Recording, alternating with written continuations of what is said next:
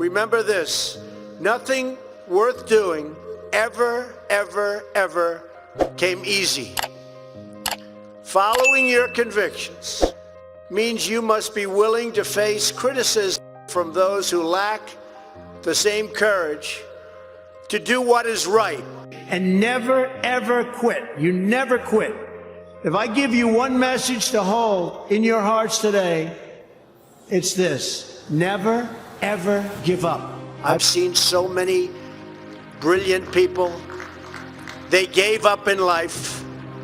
They were totally brilliant. They were top of their class. They were the best students. They were the best of everything. They gave up. Always have the courage to be yourself. Most importantly, you have to do what you love. You have to do what you love. You have to do what you love, or you most likely won't be very successful at it. Then ask yourself, with all of those blessings and all of the blessings that you've been given, what will you give back to this country and indeed to the world? What imprint will you leave in the sands of history? They know what is right, but they don't have the courage or the guts or the stamina to take it and to do it. It's called the road less traveled. Did we dare to defy expectations? Did we challenge accepted wisdom and take on established? Or did we just go along with convention, swim downstream so easily with the current, and just give in because it was the easy way, it was the traditional way, or it was the accepted way? Now you must go forth into the world and turn your hopes and dreams into action. But the fact is, no one has ever achieved anything significant without a chorus of critics standing on the sidelines explaining why it can't be done. The future belongs to the people who follow their heart no matter what the critics say, because they truly believe in their vision. Nothing is easier or more pathetic than being a critic, because they're people that can't get the job done. But the future belongs to the dreamers, not to the critics. Go back home and tell Mom, Dad, I can do it. I can do it. I will do it. You're going to be successful. There'll be times in your life you'll want to quit. You'll want to go home. You'll want to go home perhaps to that wonderful mother that's sitting back there watching you and say, Mom, I can't do it. I can't do it. Just never quit. Never stop fighting for what you believe in and for the people who care about you. Carry yourself with dignity and pride. Demand the best from yourself and be totally unafraid to challenge entrenched interests and failed power structures. I've seen others who really didn't have that talent or that ability, and they're among the most successful people today in the world because they never quit and they never gave up. The more people tell you it's not possible, that it can't be done, the more you should be absolutely determined to prove them wrong.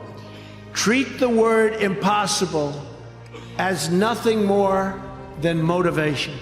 Relish the opportunity to be an outsider. The more that a broken system tells you that you're wrong, the more certain you should be that you must keep pushing ahead. You must keep pushing forward. I've seen so many people, they're forced through lots of reasons, sometimes including family, to go down a path that they don't want to go down, to go down a path that leads them to something that they don't love, that they don't enjoy. You've got to love what you do. And I've seen so many instances where people with great talent went into things that they didn't love, and they failed. Sometimes in life, to be successful, oftentimes, most of the time, you have to follow your instincts. You have to follow your gut. You have to. Your parents may say wrong, your whoever may say wrong, but you have to do it. I would always say to people, and I'd see people, and I'd say, you gotta love what you do. Because if you love what you do, you work harder, but it's not work. I've seen people that almost made it and failed because they couldn't go that extra mile. They couldn't do it. So you get something, you never ever quit, never ever give up. You've got to love what you do. You've got to work hard. Never ever quit. Never ever give up, because that's the other thing. I've seen people that are super genius, but they don't have that gut feeling. People that can handle pressure can be entrepreneurs, can be successful. Now, I have some friends that are really, really smart, but they can't handle pressure. In which case, they should work for somebody, do great, and have a good life. There's nothing wrong with it. You have to have an ability to handle pressure, because no matter how successful you are, I have many, many friends and enemies, a lot of enemies too, I don't care, but they're smart. I have a lot of enemies, and I've watched people and I've seen it. One of the things I tell people about pressure is, you know what, they said, how do you handle pressure? Who's had more pressure than me? Ay, ay, ay. Have I had pressure over the years?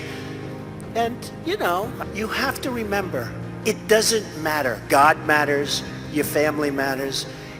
It doesn't matter. And if you say it, I have some people, they say, I've got to be successful. I've got to be.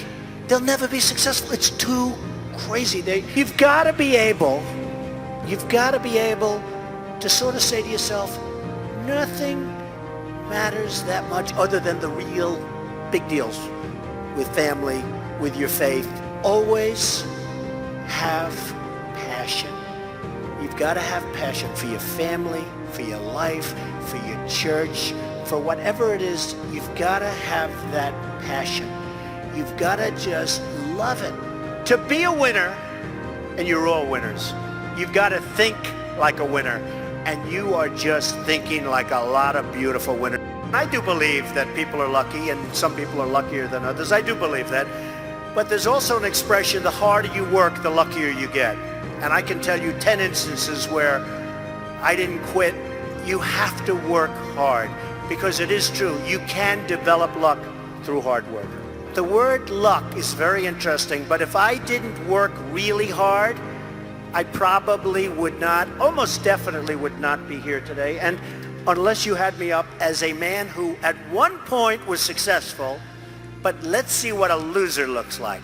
Study something that can help you after you get out of college. I mean, I see so many students studying things. I don't want to say anything about which, because I could give you 10 different names. Things that will never, ever let them lead a life where they can support a family, where they can support their children and their education and health care. If you want to be a scientist, if that's your thing, you have to study that. So always study something, but when you study it, don't do it just because it's of interest.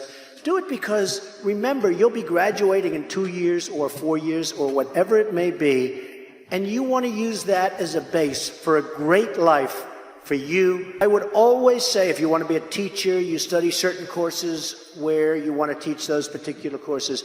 If you want to be a business person, you should absolutely go to business school, and whether it's marketing or accounting or any of it, you want to be proud of yourself, and your family wants to be proud of you. So don't waste that college time. To my way of thinking, Jerry, college time is so precious, such an important time, probably in a way the most important time of your lives. Don't waste that period of time on studying things that just won't help you.